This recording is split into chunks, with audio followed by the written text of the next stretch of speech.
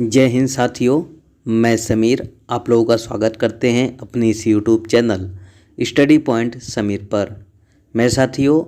मैं आज फिर आप लोगों के लिए आज का नया करंट अफेयर्स लेकर उपस्थित हुए हैं और आज है 28 जनवरी 2023 और 28 जनवरी से संबंधित जितने भी महत्वपूर्ण करंट अफेयर्स बनेंगे उन सभी करंट अफेयर्स को हम इस वीडियो में शामिल करने की कोशिश करेंगे।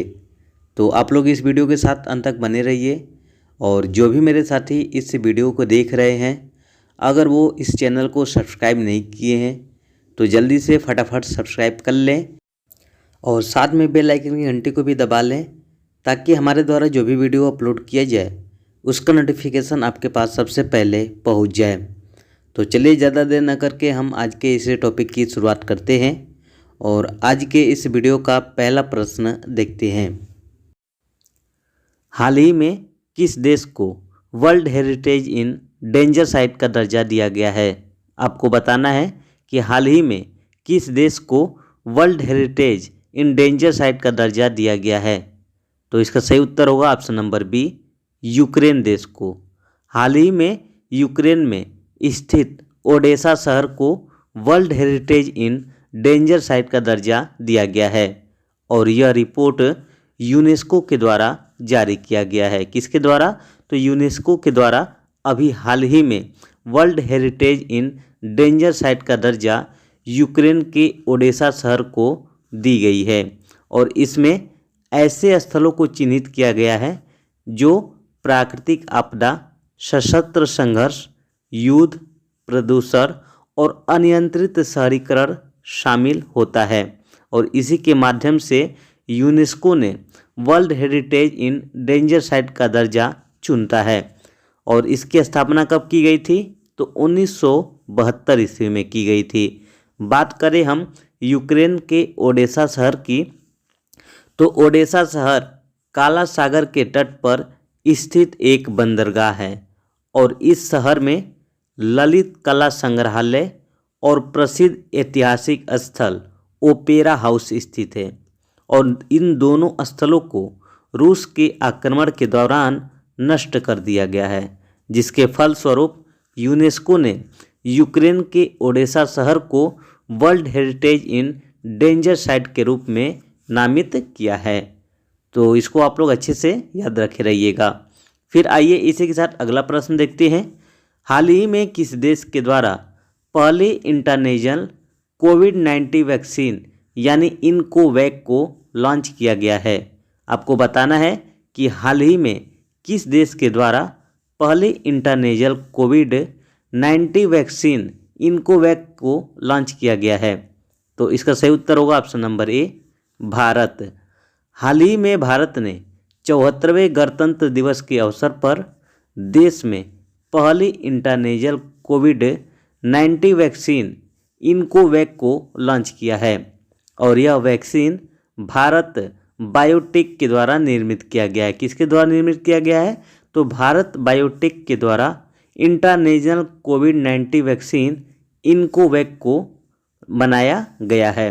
बात करें हम भारत बायोटेक की तो भारत बायोटेक एक बायोटेक्नोलॉजी कंपनी है जो विश्व स्तरीय अनुसंधान एवं विकास और विनिर्माण क्षमताओं के लिए जानी जाती है।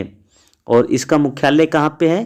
तो इसका मुख्यालय हैदराबाद में स्थित है और इसकी स्थापना 1966 ईस्वी में की गई थी। कब की गई थी? 1966 ईस्वी में भारत बायोटेक कंपनी की स्थापना की गई थी और किसके द्वारा? तो कृष्ण एला के द्वारा। किसके द्वारा में दोस्तों?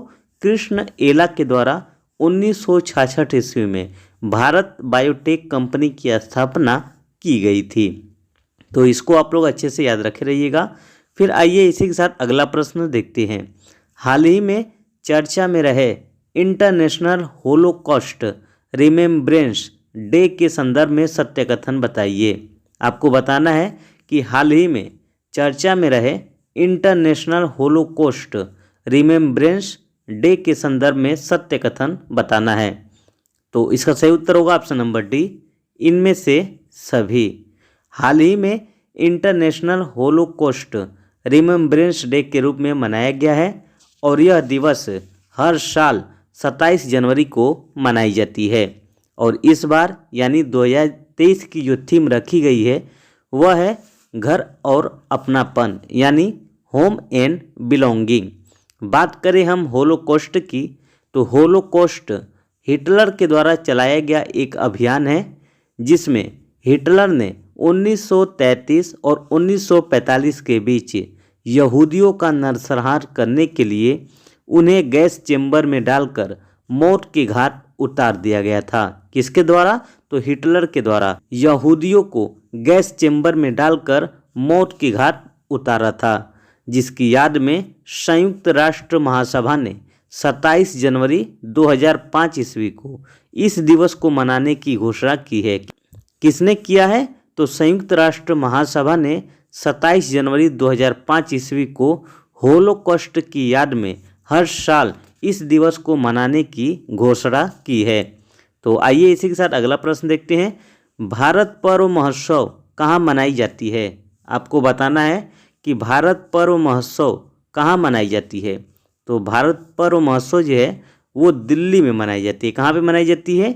दिल्ली में मनाई जाती है। और दिल्ली में हर साल की तरह इस साल भी भारत सरकार के द्वारा 26 से 31 जनवरी तक भारत पर्व का आयोजन किया गया है। और यह आयोजन गणतंत्र दिवस के अवसर पर दिल्ली के लाल किला मैदान में किया गया है। कहाँ पे? तो दिल्ली के लाल किला मैदान में इसका आयोजन किया गया है। और इसके उपलक्ष्य में प्रयत्न मंत्रालय के द्वारा अतुल्य भारत डिजिटल कैलेंडर का अनावरण किया गया है।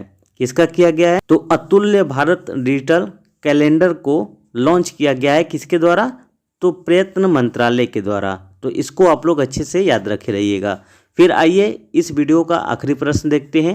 हाल ही में किस देश के द्वारा आदित्य 11 मिशन को अंतरिक्ष में लॉन्च किया जाएगा? आपको बताना है कि किस देश के द्वारा आदित्य 11 मिशन को अंतरिक्ष में लॉन्च किया जाएगा। तो इसका सही उत्तर होगा ऑप्शन नंबर ए, भारत। हाल ही में भारतीय अंतरिक्ष अनुसंधान संगठन यानी इसरो के द्वारा आदित्य 11 मिशन को अंतरिक्ष में लॉन्च किया जाएगा। और इस मिशन का मुख्य उद्देश्य है पृथ्वी और उसके परिवेश पर सूर्य के प्रभाव को समझना। क्या है? तो पृथ्वी और उसके परिवेश पर सूर्य के प्रभाव को समझना इसका मुख्य उद्देश्य है।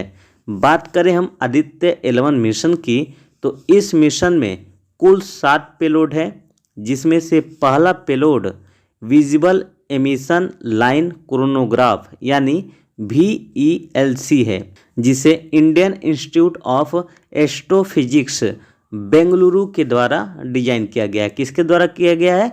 तो Indian institute of astrophysics Bengaluru के द्वारा इस पेलोड का डिजाइन किया गया है। और यह सूर्य का अध्ययन करने वाला सबसे बड़ा पेलोड के रूप में जाना जाता है, जबकि अन्य 6 पेलोड जो है वो इसरो के द्वारा विकसित किया गया है। ये रहा आज का करेंट अफेयर्स। तो आप लोग को ये वीडियो कैसा लगा? अपना अपना सुझाव अपने अपने कमेंट बॉक्स के माध्यम से दीजिएगा। और मुझे आशा है कि आप लोग को ये वीडियो बहुत ही अच्छा लगा होगा। तो ऐसा ही वीडियो पाने के लिए आप हमारे इस YouTube चैनल को ज़्यादा से ज़्यादा लाइक करें, शेयर करें और सब्सक्राइब करना ना भूलें। तो आज के लिए बस इतना ही। फिर मिलेंगे एक नई वीडियो और एक नए टॉपिक के साथ। तब तक आप मुझे आज्ञा दीजिए। जय हिंद, जय भारत।